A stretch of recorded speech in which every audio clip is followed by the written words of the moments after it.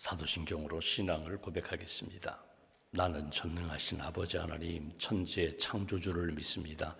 나는 그의 유일하신 아들 우리 주 예수 그리스도를 믿습니다.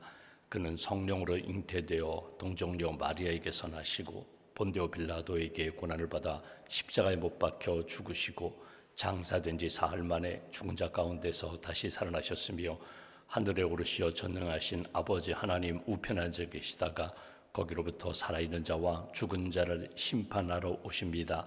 나는 성령을 믿으며 거룩한 공교회와 성도의 교제와 죄를 용서받는 것과 몸의 부활과 영생을 믿습니다. 아멘. 찬송가 481장 찬양하겠습니다. 481장입니다.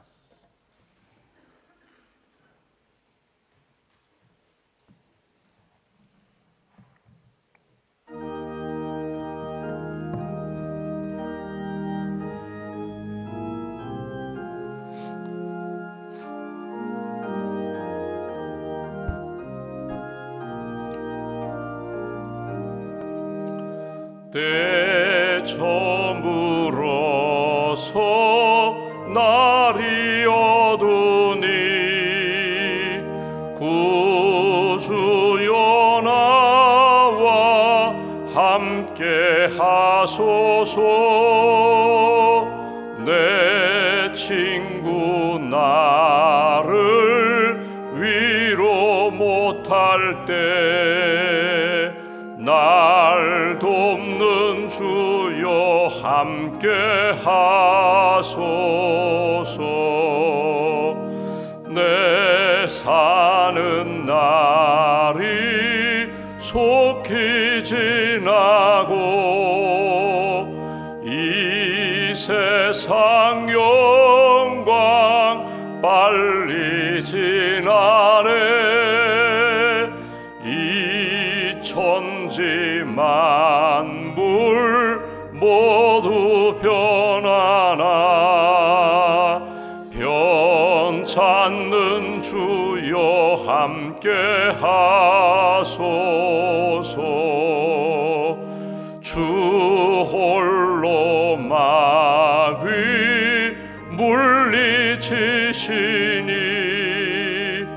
언제나 함께 하소서. 주같이 누가 보호하리까. 사랑의 주여 함께 하소서. 이 육신 쇠에 눈을 감을 때 십자가 밝히 보여주소서. 내 모든 슬픔 위로하시고 생명의 주여 함께 하소서.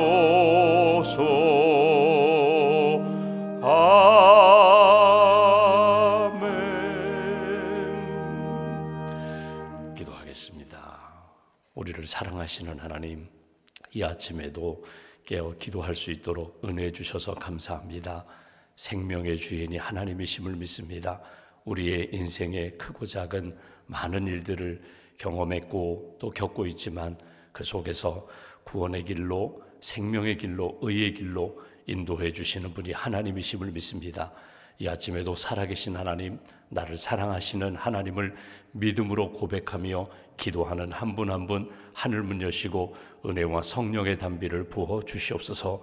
성탄을 준비하며 대림절을 보내고 있사온데 성탄의 기쁨과 소망과 평안 그리고 사랑을 체험하지 못하고 오히려 낙심하고 우울감에 빠져있는 사랑하는 성도들 가운데 주님 찾아가셔서 위로해 주시고 소망 가운데 주님 바라보며 기쁨의 성탄절을 맞이할 수 있도록 주님 붙들어 주시옵소서. 주님이 우리 안에 오셔서 우리와 함께 하시고 우리를 구원해 주시고 또 모든 것들을 잘 감당할 수 있는 힘을 주실 줄 믿습니다. 세상은 변하고 사람들은 우리에게 상처를 주고 낙심케 할지 모르지만 변함없는 주님, 변함없는 말씀 붙잡고 다시 한번 믿음으로 일어서 주님을 향하여 걸어갈 수 있는, 하나님 기뻐하시는 삶을 살 수 있는 믿음의 성도들로 굳게 붙들어 주시옵소서. 여호와를 앙망하는 자 새 힘 주신다고 하셨는데 독수리 날개치며 올라가는 영적인 은혜와 능력을 덧입혀 주시고 세상의 소리가 아니라 사람들의 말이 아니라 주님의 음성을 듣고 생명의 말씀을 따라 다시 한번 주님의 길을 걸어갈 수 있는 사랑하는 성도들과 가정으로 주님 붙들어 주시옵소서. 성탄을 준비하는 찬양대와 우리 교육국 학생들, 어린 심령들 주님 붙들어 주셔서 성탄해 주시는 참된 은혜와 기쁨을 찬양으로 주님께 영광 돌리며 우리 성도들이 함께 할렐루야 찬양하며 감사하는 그런 성탄절 될 수 있도록 주님 은총 베풀어 주시옵소서. 병상에 있는 교우들을 주님 기억하시고 또 여러 가지 경제적인 어려움과 사람들과의 관계 속에서 또 여러 가지 겪고 감당해야 할 많은 시련과 문제 속에서 주님이 살아계시고 우리와 함께 하심을 늘 잃어버리지 않고 잊어버리지 않고 주님 붙잡게 하시고 나와 함께 하시는 하나님, 위로와 참 소망을 주시는 하나님의 손길에 붙들림 받으어 이번에도 능히 이길 수 있는 하나님의 사람으로 굳게 세워 주시옵소서. 하나님, 지금도 선교지에서 주의 복음을 증거하는 선교사님들 선교지마다 성탄의 은혜와 기쁨이 넘치게 하시고 맡겨주신 사명 신실하게 믿음으로 잘 감당할 수 있는 선교사님들 가정 또 하나님 그리스도인들 될 수 있도록 주님 붙들어 주시옵소서. 오늘도 눈물을 흘리며 복음의 씨앗을 뿌리는 분들이 있습니다. 하나님 만나는 사람들에게 기도하며 복음을 전하는 전도자들, 우리의 입술로 우리의 생활로 우리의 사랑의 손길로 복음을 증거할 때 하나님의 은혜의 역사가 구원과 회복의 역사가 나타날 수 있도록 주님 도와주시옵소서. 우리 가정이 12월 한 달 동안 기도하는 제목이 있습니다. 자녀를 위하여 손주들을 위하여 기도합니다.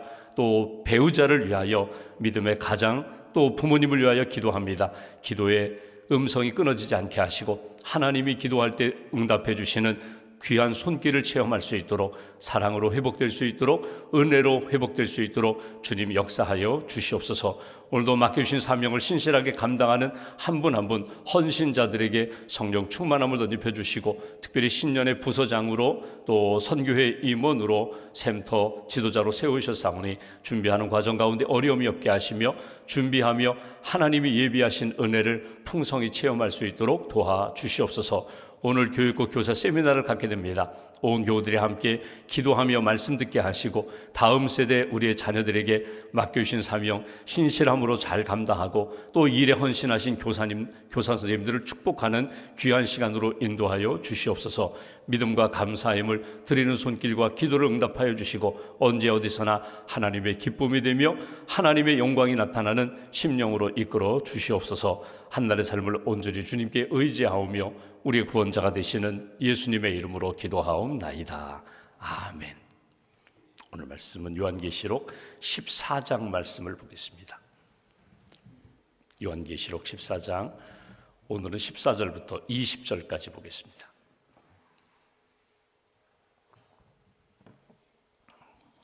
(14장) 14절부터 20절까지 말씀 함께 봉독합니다. 또 내가 보니 흰 구름이 있고 구름 위에 인자와 같은 이가 앉으셨는데 그 머리에는 금면류관이 있고 그 손에는 예리한 낫을 가졌더라. 또 다른 천사가 성전으로부터 나와 구름 위에 앉은 이를 향하여 큰 음성으로 외쳐 이르되 당신의 낫을 휘둘러 거두소서. 땅의 곡식이 다 익어 거둘 때가 이르렀음이니이다 하니 구름 위에 앉으신 이가 낫을 땅에 휘두르매 땅의 곡식이 거두어지니라. 또 다른 천사가 하늘에 있는 성전에서 나오는데 역시 예리한 낫을 가졌더라. 또 불을 다스리는 다른 천사가 제단으로부터 나와 예리한 낫 가진 자를 향하여 큰 음성으로 불러 이르되 내 예리한 낫을 휘둘러 땅에 포도송이를 거두라. 그 포도가 익었느니라 하더라. 천사가 낫을 땅에 휘둘러 땅에 포도를 거두어 하나님의 진노의 큰 포도주 틀에 던짐에 성 밖에서 그 틀이 밟히니 들에서 피가 나서 말 굴레까지 닿았고 1600 스타디온에 퍼졌더라. 아멘. 주님의 은혜와 평안이 여러분과 함께 하시기를 기원합니다. 오늘 사도 요한이 하늘에서 보여주시고 들려주시는 환상을 보고 있습니다. 계시를 보는데 오늘은 두 가지 장면입니다. 그런데 두 가지의 공통점이 있습니다. 그것은 추수한다는 것입니다. 곡식을 추수하고 포도송이를 추수하는 이 공통점은 추수한다는 그런 상황이고, 다른 점이 있다면 곡식은 거두어 알곡은 거두어 구원과 생명의 역사로, 포도송이는 거두어 하나님의 심판의 역사로 나타나는, 결과가 다르게 나타나는 그런 추수 장면을 오늘 사도 요한이 보게 되는 것을 보게 됩니다. 오늘 본문을 보면서 우리가 이렇게 중심에 잡아야 할 흐름이 있는 것은 누가 이 구원과 심판의 역사를 이루어 가시는가, 누가 이 세상의 모든 것들을 심판하시는가, 이 주권자가 누군가, 심판자가 누군가, 심판 속에서 구원하시는 분이 누구인가, 그 누가 구원하시는가, 그 부분이고, 또 하나는 때가 있다는 것입니다. 무르익어 곡식이 무르익어 추수 때가 되었다.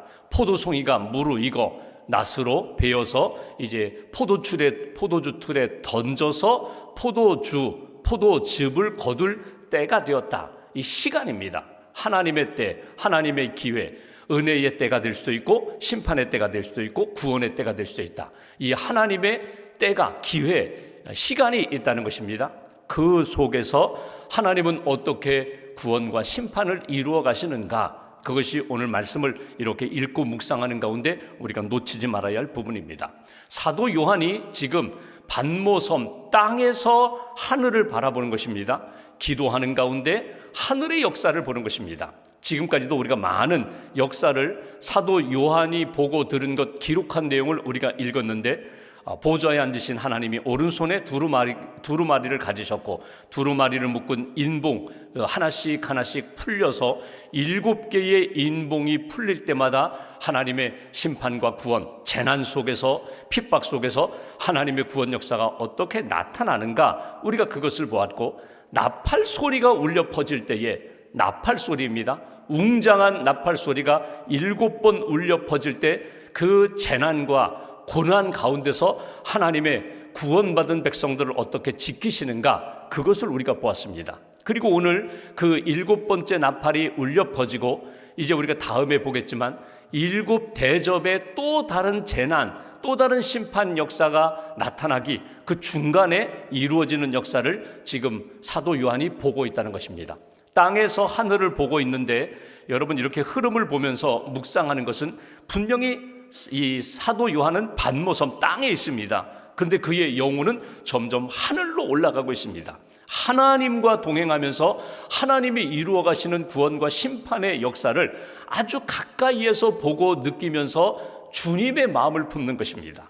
전에는 땅의 마음으로, 인간의 마음으로, 나 중심적으로 세상을 바라보고 하나님의 역사를 바라보았다면, 이렇게 영적인 체험을 하면서 계시를 보고 하나님의 음성을 들으면서 내 마음과 내 중심이 땅에 머물지 않고 점점 주님께 가까이 가는 거예요.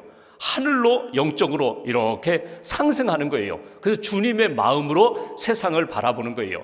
주님의 눈으로 핍박과 고난 가운데서 믿음을 지키는 이들을 바라보는 거예요. 그러면 우리 안에 어떤 마음이 들까요? 주님, 내가 심판하는 것 아닙니다. 내가 구원하는 것 아닌데 주님의 마음과 주님의 눈으로 바라보니까 자꾸 중보기도 하게 되는 거예요. 주님 도와주세요. 주님 저 영혼을 붙들어 주세요. 주님 핍박과 고난 가운데 있는 저 영혼을 하나님 건져주세요. 순교했어요. 순교로 끝나는 것이 아니라 순교한 자에게 주시는 영광의 면류관을 바라보면서 순교하는 자, 아니 순교를 눈앞에 둔 그 그리스도인들이 믿음을 끝까지 잘 지키게 해주세요. 인내하게 해주세요.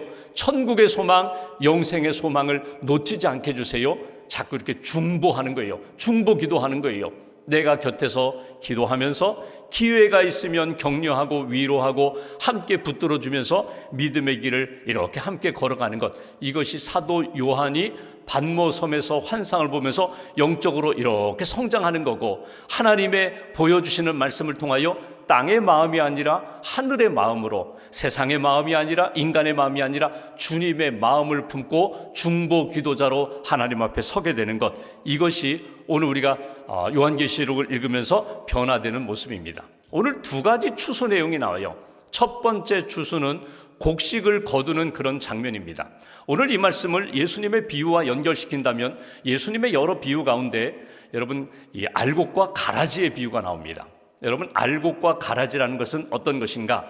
예를 들면 농사를 지을 때 가라지 씨앗을 뿌리는 농부는 없습니다. 다 알곡을 뿌려요. 벽씨를 뿌려서 벼농사를 짓든지 보리 씨앗을 뿌리든지 밀 씨앗을 뿌리든지, 이스라엘 문화는 밀과 보리를 뿌리니까 여러분 좋은 밀을 뿌립니다. 땅에 뿌려요. 근데 싹이 납니다. 그리고 좀 자라다 보니까 밀만 자라는 것이 아니라 농부가 뿌리지도 않은 가라지도 자라는 거예요. 예전에 여러분 벼농사 농촌에서 생활할 때 보면은요, 이렇게 모내기를 합니다. 그리고 다 이 모내기를 해서 모 심었어요. 어느 정도 지나면요 쭉 성장하게 되죠. 벼가 이렇게 자라게 되는데 그 비슷비슷한 키 가운데 더 빨리 자라고 더 우뚝 솟은 그런 벼를 보게 됩니다. 벼가 아니에요. 그게 가라지예요. 그게 정확한 명칭인지 모르는데 피라고 하죠. 돌피라고 해요. 여러분 겉으로 볼 때는요 아주 벼와 비슷해요. 근데 뿌리가 달라요. 여러분 벼의 뿌리는 노란데 여러분 피의 뿌리는 하얘요. 그러면 여러분 보십시오. 우리 생각에는 저 가라지 때문에, 저 피 때문에 이 알곡이, 이 벼가 잘 자라지면 지금 가서 뽑아버릴까? 제자들이 그랬잖아요. 이 알곡과 가라지 밭에 있는데 가서 뽑아버릴까요? 그때 예수님이 이런 말씀하십니다. 가만두어라. 혹시라도 이 가라지를 뽑으려고 하다가 알곡을 뽑을까 염려된다. 한 번 뽑으면 또 심어서 건강하게 성장하기 어려우니까 가만히 두어라. 때가 되면, 추수 때가 되면 그 모든 것들이 다 나누어진다. 알곡은 거두어 곳간에, 그리고 가라지는 풀에 태우거나 버리게 된다. 여러분 마지막 때에는 다 결정이 되는 거거든요. 오늘 예수님의 그 비유처럼, 알곡과 가라지의 비유처럼 지금은 비슷비슷한 것 같아요. 근데 결정적인 시간이 되면요 여러분 뿌리가 바뀌지 않아요. 가라지는 가라지의 뿌리를 가지고 있기 때문에 가라지가 알곡으로 바뀔 가능성은 없어요. 여러분 여기서 주시는 메시지가 있습니다. 때가 있다는 거예요. 그리고 하나님이 주신 그 고난의 시간, 때로는 세상으로 인하여 겪는 핍박과 순교의 자리에 간다 할지라도 하나님이 주신 믿음의 삶은, 믿음의 열매는 마지막에 하나님이 거두어서 알곡은 곳간에, 가라지는 불에 태우는 역사로, 심판의 역사로 나타나게 된다. 오늘 그 말씀을 우리에게 주시는 것입니다. 그러니까 오늘 우리가 먼저 기억할 것이 있습니다. 하나님이 주권자가 되셔서 하나님이 모든 것 이루어 가신다. 고난이 있고 핍박이 있다 할지라도 그 고난과 핍박 가운데서도 지켜주시는 분 하나님, 구원하시는 분 하나님, 하나님의 손에 붙들린 바 되어서 믿음과 인내와 소망을 가지고 견디고 나아가는 거야. 그리고 때가 있다는 거예요. 하나님의 때에 여러분 우리가 생각할 땐 그렇죠. 우리가 생각할 땐 가라지를 먼저 다 뽑아가지고 먼저 심판할 것 같은데 그러지 않아요. 알곡에만 마음을 둬요. 알곡에만 집중해요. 그리고 나머지는 가라지가 되는 거예요. 알곡을 거두어서 정돈해서 창고에 두었다가 양식으로 삼는 농부처럼 여러분 하나님의 마음도 다르지 않다는 거예요. 성도에게 집중합니다. 그리고 믿음을 지키는 사람들에게 하나님은 관심이 더 커요. 여러분 우리가 세상을 살아가면서 자꾸 이 세상의 악과 그리고 죄악의 그 여러 가지 현상과 일어나는 일 때문에 우리의 마음이 흔들리고 빼앗길 때가 많아요. 죄송한 표현인데 없애고 싶어요. 죽이고 싶어요. 불태우고 싶어요. 그런 가라지들이 얼마나 많은지 몰라요. 그런데 내가 함부로 하다가 실수할 수 있고 정죄할 수 있고 내 마음이 강팍해질 수 있어요. 딱딱하게 굳어질 수 있어요. 하나님께 맡기시고 나는 기도하는 거예요. 내 믿음을 지키고 거룩함을 지키고 권면하며 기도하며 하나님의 때에 반드시 심판의 역사가 나타날 것이다. 이 믿음과 마음을 가지고 하나님의 은혜의 때, 구원과 심판의 때를 기다리는 거예요. 여러분 재난이라는 것이, 고난이라는 것이 사람들로 하여금 진가를 드러내게 합니다. 그 사람이 어떤 사람인가, 어떤 뿌리를 가지고 있는가, 어떤 중심을 가지고 있는가, 어떤 방향을 가지고 있는가를 평상시에는 잘 몰라요. 근데 여러분, 여기 한국전쟁 겪어보신 분 어르신들 계시잖아요. 전쟁이 나면 선한 마음, 악한 마음이 그대로 다 드러나요. 그 재난 속에서, 전쟁 속에서도 여러분, 믿음과 사랑을 가지고 있는 분들은요, 나도 지금 생명이 위태로운데 그럼에도 불구하고 도우려고 해요, 살리려고 해요, 희생하는 사람들.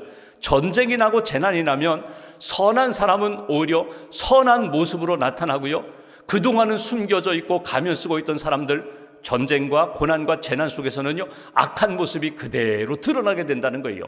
그러니까 재난으로 하여금 모든 사람들이 다 선한 방향으로 가는가? 그렇지 않습니다. 재난과 고난 속에서, 시련 속에서 선한 사람들은 하나님 앞에 더 가까이 나가게 되고 자신의 죄를 회개하면서 거룩함을 회복하려고 하고 주님 앞에 설날을 준비하는 그런 마지막의 시간을 잘 준비하는데, 악한 사람은 그 반대의 방향으로 나아가게 된다. 이제 오늘 본문 말씀을 읽어볼까요? 14절 말씀 보십시오. 이렇게 말씀합니다. 또 내가 보니 흰 구름이 있고 구름 위에 인자와 같으니, 인자 사람의 아들. 인자라는 표현은 심판 주님을 표현할 때 사용하는 말이에요. 인자로 이 땅에 오신 예수 그리스도, 심판주로 오시는 예수 그리스도, 사람의 아들과 같은 그런 모습인데, 사람의 아들이 아니라 이건 하나님의 아들, 이건 구원자, 심판자와 같은 분이 보좌에 앉아 계시다는 것입니다. 그 머리에는 금면류관이 있고 그 손에는 예리한 낫을 가졌더라. 낫이라고 표현했지만 여러분, 추수 때 사용하는 예리한 칼이에요. 칼을 갖고 계신 분이에요.